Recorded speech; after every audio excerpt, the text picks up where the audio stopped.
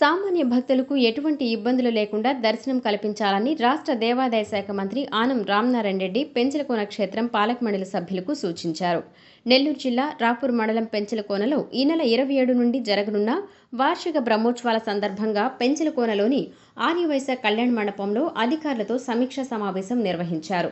ఈ సమావేశంలో ఆర్ఎండ్బి అధికారులు హాజరు కాకపోవడంతో మంత్రి అసహనం వ్యక్తం చేశారు.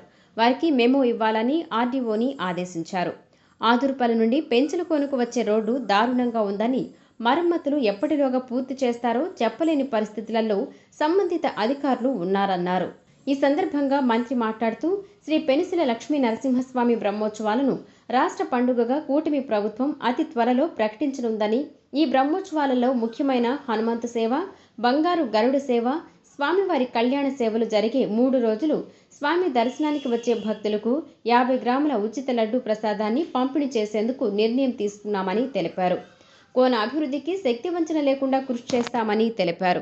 ఈ బ్రహ్మోత్సవాలకు అధిక సంఖ్యలో భక్తులు వచ్చే అవకాశం ఉన్నందున తీవ్ర ఎండల ప్రభావానికి గురి కాకుండా తాగునీరు కొరత లేకుండా చూడాలని ఆర్డబ్ల్యూఎస్ అధికారులను ఆదేశించారు. పెంచలకోనకు వచ్చే మార్గాలలో ప్రతి పంచాయతీ పరిధిలోని రోడ్ల వెంబడి చలివేంద్రాలు ఏర్పాటు చేయాలని సూచించారు. శాసనసభ్యులు కురుగొండ్ల రామకృష్ణ మాట్లాడుతూ మంత్రి ఆనం చొరవతో పెంచలకోన బ్రహ్మోత్సవాలను రాష్ట్ర పండుగగా ప్రకటించే దిశగా ప్రభుత్వం చర్యలు తీసుకుంటుందని తెలిపారు. అన్ని శాఖలు సమన్వయంతో బ్రహ్మోత్సవాలను విజయవంతం చేయాలని కోరారు. ఈ కార్యక్రమంలో దేవస్థాన ఇన్ఛార్జ్ ఈవో జనార్దన్ రెడ్డి, అన్ని శాఖల అధికారులు పాల్గొన్నారు. క్రమశిక్షణతో, చిత్తశుద్ధితో ఆలయ పరిధుల్లో వచ్చేటువంటి భక్తుల యొక్క విశ్వాసాలకి పెద్ద పీట వేయాలి అనేటువంటిది ఈ ప్రభుత్వం యొక్క నిర్ణయం. దీనితో పాటు సామాన్య భక్తులకి 100% సామాన్య ప్రజలకి, సామాన్య భక్తులకి అధిక ప్రాధాన్యతనివ్వాలన్నది కూడా ఈ ప్రభుత్వం యొక్క ఉద్దేశం. అందుకనే ఎన్ని ఒత్తిళ్లున్నా, ఎన్ని సమస్యలున్నా, మామూలు రోజుల్లో దర్శనాల దగ్గర నుంచి, ప్రసాదాల వితరణ దగ్గర నుంచి, బ్రహ్మోత్సవాల సమయం చివరి రోజు వరకు ప్రతిదీ రాష్ట్ర ప్రభుత్వ కనుసన్నల్లో, రాష్ట్ర ప్రభుత్వం యొక్క విధానాలకు అనుగుణంగా ఇచ్చేటువంటి సూచనలను పాటిస్తూ అధికారులు కానీ, పాలక వర్గాలు కానీ పని చేయాలి అనేటువంటిది ఇవాళ మనకు ఉన్నటువంటి నిబంధన అమలు చేస్తూ ఉన్నాం.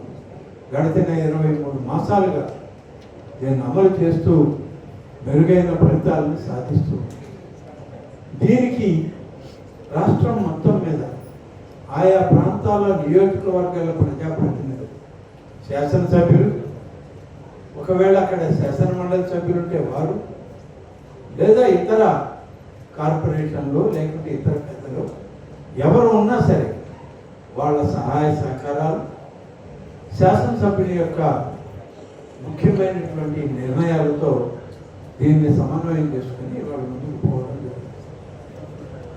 అందుకని ఈరోజు రాష్ట్రంలో ప్రతి ఆలయంలో, ప్రతి ఉత్సవాలు, కళ్యాణాలు, బ్రహ్మోత్సవాలు, చందనోత్సవాలు ఈ నెల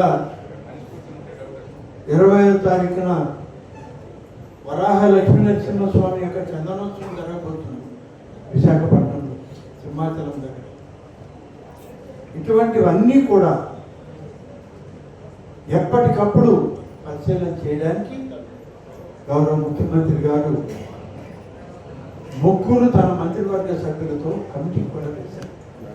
అందులో నేను, నాతో పాటు రెవెన్యూ మంత్రి గారు, రాష్ట్ర హోంమంత్రి గారు కూడా 3 కమిటీ సభ్యులు. ఎక్కడ ఉత్సవం జరిగినా 3 వెళ్ళాలి, కనీసం 3లో ఒకరమైన వెళ్ళి చూడాలి. ఇది మన జిల్లాకు సంబంధించి, మన ప్రాంతానికి సంబంధించింది కాబట్టి నేను శాసనసభ్యులతో కలిసి ఈ సమీక్షకు రావడం జరిగిందని చెప్పి ఈ సందర్భంగా మీడియా ద్వారా తెలియజేస్తున్నారు. పార్లమెంట్ సభ్యులు, ఆ ప్రాంత అధికారులు సమన్వయంతో దీన్ని నిర్వహించాలని కూడా చెప్పడం కూడా జరిగింది. కాబట్టి ఇవాళ ఉత్సవాలు ఎక్కువగా జరుగుతున్నాయి. ప్రతి దగ్గర ఎక్కడికి వెళ్ళినా ఒక అద్భుతమైనటువంటి సంఘీభావం భక్తుల నుంచి వస్తుంది. ప్రభుత్వం కూడా అంతే శ్రద్ధతో పనిచేస్తుంది. ప్రభుత్వ అధికారం అంతా కూడా ఇవాళ సమన్వయంతో పనిచేయడం జరుగుతుంది. ప్రధానంగా అధికారులకి స్థానిక ఎమ్మెల్యే గారికి వాళ్ళిద్దరికీ వచ్చేటువంటి ఒక చిన్న సమస్య ఉంది. ప్రధానమైనటువంటి రోజుల్లో విఐపీలు వస్తే వాళ్ళని ఎలా తీసుకెళ్ళాలి, ఎలా తీసుకురావాలి, ఇది ఒక సమస్య. విఐపీలని తీసుకెళ్ళేటప్పుడు క్యూ లైన్ ఆగితే క్యూ లైన్లో ఉన్న సామాన్య భక్తులు బాధపడ్డారు, ఆవేదన పడ్డారు. మేము సుదూర ప్రాంతాల నుంచి వచ్చాం, మాకు సరైన దర్శనం లేదనేటువంటి బాధ, ఆవేదన వాళ్ళలో ఉంటుంది. అందుకనే ప్రభుత్వ నిర్ణయం ప్రధానమైన రోజుల్లో టైం స్లాట్ పెట్టడం జరిగింది.